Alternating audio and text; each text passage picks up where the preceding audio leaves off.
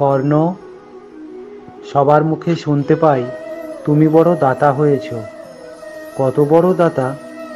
জগতের বুকে প্রমাণ করার জন্য তোমাকে যে পরীক্ষা দিতে হবে আমার কাছে। কে আছো? আজকে দ্বাদশী তিথিতে ভিক্ষা নেব বলে বড় আশা নিয়ে এসেছি তোমার দুয়ারে।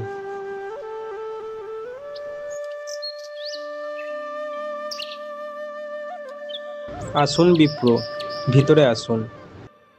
বলুন বিপ্র, এই প্রভাতকালে আপনার জন্য আমি কি সেবা করাতে পারি? কর্ণ, আজকে তিথি কি জানো? আজকে তিথি দ্বাদশী। তোমার কাছে এমন একটা বস্তু চাইবো, তুমি কি দিতে পারবে আমায়? দেখুন, আজ পর্যন্ত যাকে যা কথা দিয়েছি কাউকে আমি ফেরাইনি। আমার নাম যে দাতা কর্ণ, আমি যে কাউকে কখনো খালি হাতে ফেরাই না। কেউ যদি আমার প্রাণটাও চায়, আমি দিতে প্রস্তুত। বলো বিপ্র, তুমি কি চাও? প্রতিজ্ঞা করো, আমি যা চাইবো তুমি আমাকে তাই দেবে। আমি প্রতিজ্ঞা করলাম, তুমি যা চাইবে আমি তাই দেব। আমি অন্ন সেবা করতে চাই। শুধু অন্ন সেবা নয়, সাথে শিশু মাংস সেবা করতে চাই। শিশু মাংস? কেমন শিশু মাংস? কোথায় পাবো? কোন শিশু আপনি বলুন? যেমন তেমন শিশু মাংস নয়, তোমার একমাত্র পুত্র বৃষকেতুর মাংস যদি রন্ধন করে দিতে পারো, তারপরেই আমি সেবা করব। কি বললেন? আমার পুত্র বিষকেতুর মাংস? না না, এ কখনো হয় না। এ আপনি কি বলছেন? এ কি ভুল করলাম আমি? আমি যে কথা দিয়ে ফেললাম, বিপ্র যদি ফিরে যায় তাহলে যে আমার অপরাধ হবে, আমার সব পূর্ণ চলে যাবে। হায় ভগবান, তুমি বলে দাও, আমি এখন কি করব? কি হলো কর্ণ, চুপ করে আছো কেন? আপনি একটু অপেক্ষা করুন, আমার স্ত্রী পদ্মার অনুমতি নিয়ে আসি। না না, আমার বাসনা পূর্ণ করতে পারবে কিনা বলো, তবেই আমি অপেক্ষা করব। আর শুনে যাও, তোমার স্ত্রী পদ্মা আর তুমি দুইজনে দুই দিকে অস্ত্র ধারণ করবে।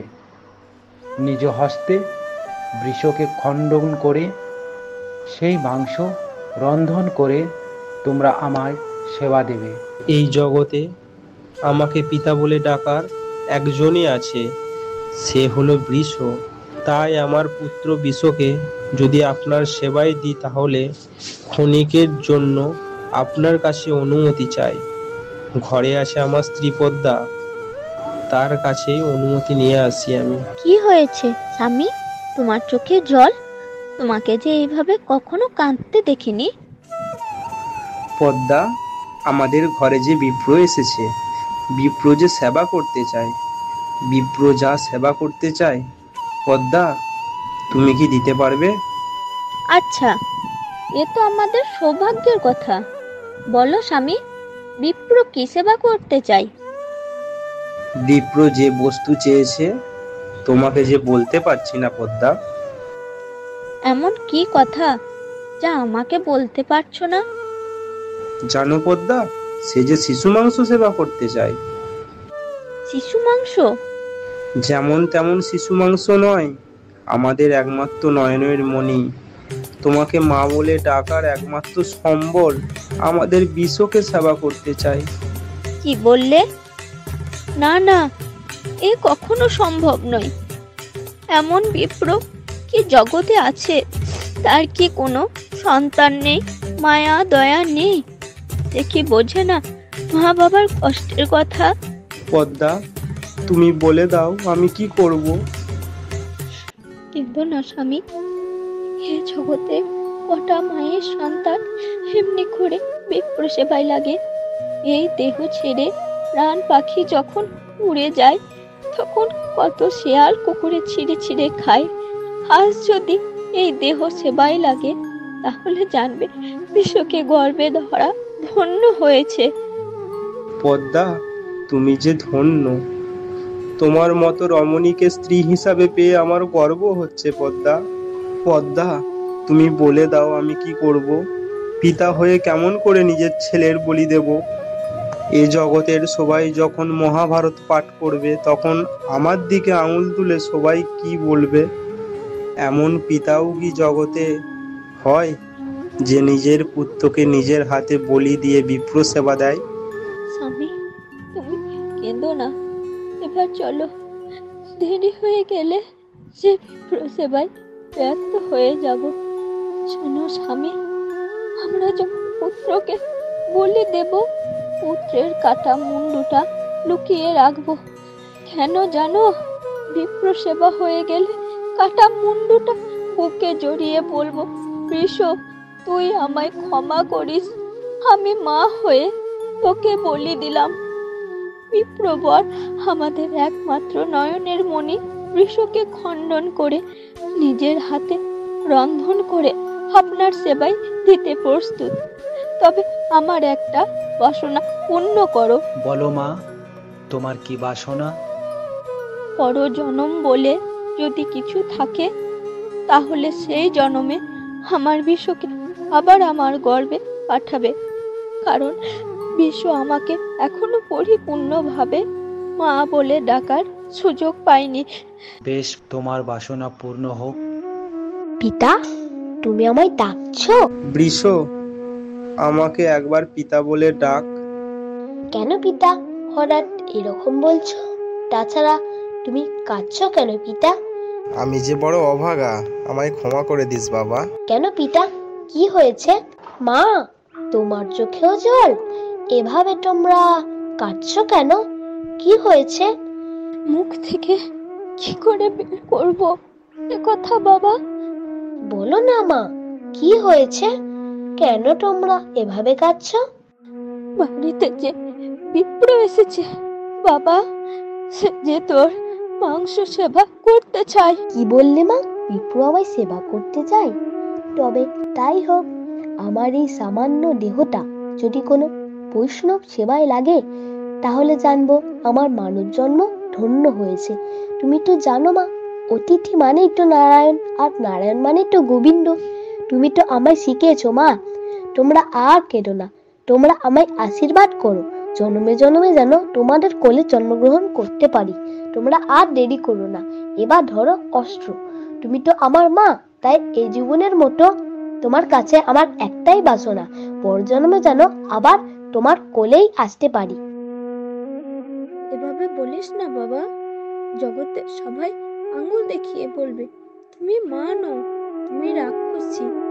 নইলে তুমি নিজের পুত্রকে নিজের হাতে কি করে বলি দিলে? হে গোবিন্দ, তুমি বলে দাও আমি কোন পথে যাব? পদ্মা, বিপ্র যে অপেক্ষায় আছে, চলো পদ্মা, আমাদের কর্ম আমরা করি।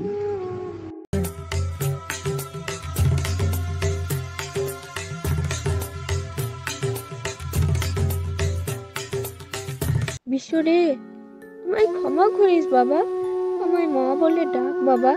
বাবা, আজকে আমি যে অন্যায় করলাম, মহাভারতে এক কলঙ্কিনী নায়ক হয়ে আমি রয়ে গেলাম। হে জগৎ, দেখো আমাকে যে ভালোবাসে তাকে আমি কেমন ভাবে কাঁদাই।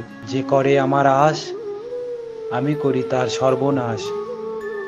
তবু যদি না ছাড়ে আমার পাশ, তারপর আমি হই তার দাসের দাস।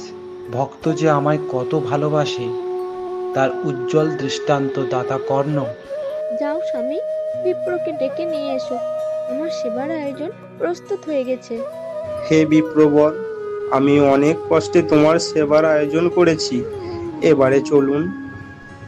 পদ্মা, তুমি সমস্ত কিছু আমার মনের মতো রন্ধন করেছ, কিন্তু একটা বস্তু রন্ধন করনি। যাও, তোমার পুত্রের কাটা মুন্ডু দিয়ে আমার জন্য এক্ষুনি রন্ধন করে নিয়ে এসো। হে বিপ্রবর, তুমি আমার সর্বস্ব না, কিন্তু কাঁদার মতো বস্তু একটা আমাকে দিয়ে যাও। সবই তো গেল, শুধুমাত্র বিচর কাটা মুন্ডটা গোপনে রেখেছি, বুকে জড়িয়ে শোক নিবারণ করব।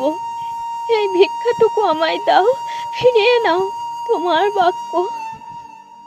না, তাহলে আমি সেবা গ্রহণ করব না।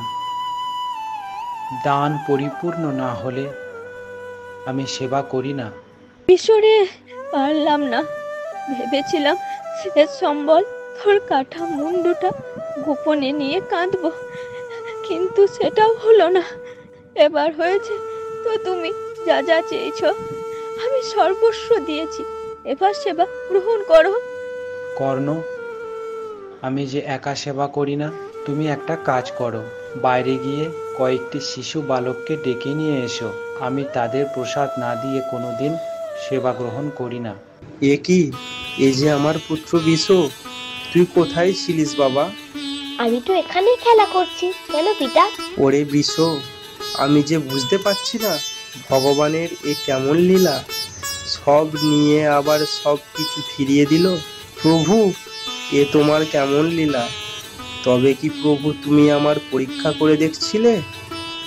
কিন্তু প্রভু, আমি তোমার কাছে হারিনি, আমি জিতে গেছি। ওরে বিষ, তুই তাড়াতাড়ি বাড়ি ফিরে চল। জানিস বিষ, আমাদের বাড়িতে কে এসেছে? কে এসেছে পিতা? বাড়িতে যে জগতের প্রতীক, জগতের নাথ, সেই গোবিন্দ এসেছে। আমরা যে তাকে চিনতে পারিনি। পদ্মা, তুমি কোথায় পদ্মা? দেখো আমি কাকে নিয়ে এসেছি। তোমাকে মা বলে ডাকার অমূল্য ধন। তোমার নয়নের মণি আমাদের বিশ্বকে। নাও পদ্মা, বিশ্বকে বুকে জড়িয়ে নাও। আমি গো, পুত্র তো ফিরে পেলাম, কিন্তু একজনকে যে হারিয়ে ফেললাম। জানো আমাদের বাড়ি কে এসেছিল? কে এসেছিল পদ্মা?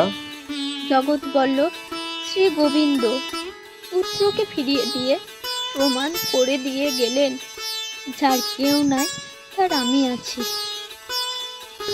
ভগবান, তুমি যদি এলে তবে ধরা কেন দিলে না? কেন তোমায় এ নয়ন একবার দেখতে পেল না প্রভু? কর্ণ, আজ আমি বুঝেছি তুমি সত্যিই বড় দাতা। আমি জগতের বুকে জানিয়ে গেলাম, দান যদি করতেই হয়, তোমার মতো সবাই যেন দান করে। তাই আমি মহাভারতের এক নায়ক হিসাবে জগতের বুকে বলে গেলাম, দাতা যদি থাকতেই হয় তাহলে একজনই আছে, সে হলো তুমি, দাতা কর্ণ। প্রভু, শুধু একবার তুমি আমাদের সামনে এসে দাঁড়াও, বিশ্বকে তোমার চরণে স্থান দাও। বেশ, তবে তাই হোক।